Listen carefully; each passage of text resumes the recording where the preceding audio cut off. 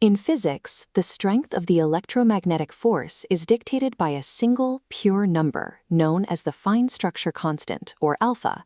It is roughly equal to 1 over 137.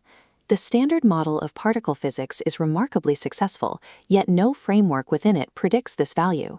It remains an empirical free parameter, a number physicists measure and insert into equations by hand to match observation. On the opposite end of the spectrum is the cosmological constant, lambda, representing the total vacuum energy of the universe. Traditionally, quantum couplings like alpha and cosmological boundaries like lambda are treated as entirely separate domains. Mode identity theory proposes that dimensionless couplings are strictly determined by the topological hierarchy of the cosmological vacuum itself. Under this framework, alpha represents the fine structure of the cosmological constant. Both values reference the same vacuum hierarchy, but alpha resolves it at a microscopic geometric step. The predictive outputs of this theory for the three standard model gauge forces align closely with actual measurements. They match observed reality to within 0.5% for electromagnetism, 1.4% for the strong force, and 0.4% for the weak. If these derivations hold, the fundamental forces are not arbitrary physical properties, but inevitable geometric necessities dictated by the boundary of the cosmos. Mode identity theory derives dimensional observables by scaling from absolute Planck references using specific mathematical laws. Dimensional observables carry Planck units, requiring them to scale by whole manifold floors, a suppression of roughly 10 to the power of 61. Dimensionless couplings like alpha carry no such units and instead resolve at the fractional grid level. The predictive formula for a dimensionless coupling consists of a phase factor multiplied by a hierarchy suppression factor, defined by three variables. First, the matter well. Because electromagnetism couples to matter, it maps to Fibonacci well 13, a position maximally coprime to the grid symmetry. Next is the grid resolution, a 60-position bosonic grid, or a 120-position spinor grid. The photon is a boson, occupying the 60-position grid. This defines the phase operator as 13 over 60, yielding a phase factor of 0.7921.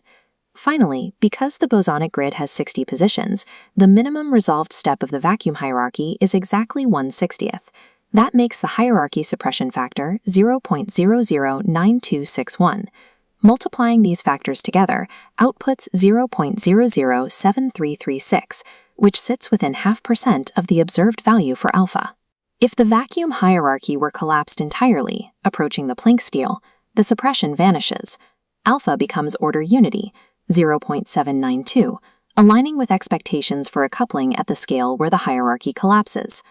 The fine structure constant represents the total vacuum energy of the universe, suppressed by one single resolved step on a bosonic geometric grid. Whether this precise formula is a mathematical coincidence or a structural necessity can be tested by scanning the alternatives.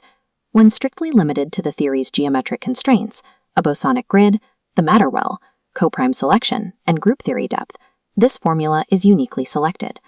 Out of thousands of permutations, the probability of finding exactly one chance hit under these strict group theory rules is 8%. This two-slot formula, consisting of a phase grid and an exponent grid, serves as a template for all gauge interactions. The phase slot tracks the properties of the force carrier, while the exponent slot tracks the nature of what the force confines. This creates a grid matrix. Depending on particle statistics, each slot resolves as either a 60-position bosonic grid or a 120-position spinorial grid. The electromagnetic force occupies the purely bosonic cell. This logic extends to the strong force, which binds quarks inside protons and neutrons. The strong force carrier is the gluon, a boson. Its phase slot stays on the 60-position grid, utilizing conjugate exponent 17. Because it confines spinorio fermions, its exponent slot moves to the 120-position grid. The output aligns with observations to within 1.4%. The strong coupling emerges as the geometric consequence of a bosonic carrier confining spinorial targets. The weak force, mediated by W and Z bosons, governs radioactive decay by swapping particle flavor, an operation that is purely spinorial. Both the carrier and the target are spinorial, mapping the weak force to the cell where both slots occupy the 120 grid. The weak force is unique as the only standard model interaction that violates parity, behaving differently under spatial inversion. In this geometric framework, parity violation requires a specific projection factor called the Plato twist. This twist arises from the angular defect of a dodecahedron. When that defect passes through a twisting, non-orientable Mobius boundary, the angle is exactly halved. Multiplying the base weak force formula by this projection factor, the cosine of pi over 10, tightens the predictive accuracy from 5.6% down to 0.4%. This correction is highly selective. Applying the Plato twist to the electromagnetic or strong forces drastically worsens their accuracy, as the twist belongs exclusively to the force that violates parity. Parity violation becomes a predictable feature of vertex geometry, projecting through a Mobius boundary. Within the grid matrix, exactly 3 of the 4 possible rungs are occupied by observed gauge interactions. One cell remains empty. The vacant 120/60 rung would theoretically describe a force that does not appear in the standard model. This slot requires a fermionic force carrier, mediating an interaction between integer spin bosonic matter. This specific profile exactly matches Gaussian-mediated supersymmetry, a complex theoretical framework that particle physicists have desperately sought to verify for decades. The vacancy in the matrix is a result of the boundary condition of the Mobius strip. The wave function psi is antiperiodic, the fundamental object. The observable intensity is its square. This relationship is a one-way street. The squared value does not retain the original phase of the wave function. A spinor-oriel carrier acting on a bosonic target would require a derived observable to source the fundamental wave function it came from. The topology forbids this reversal.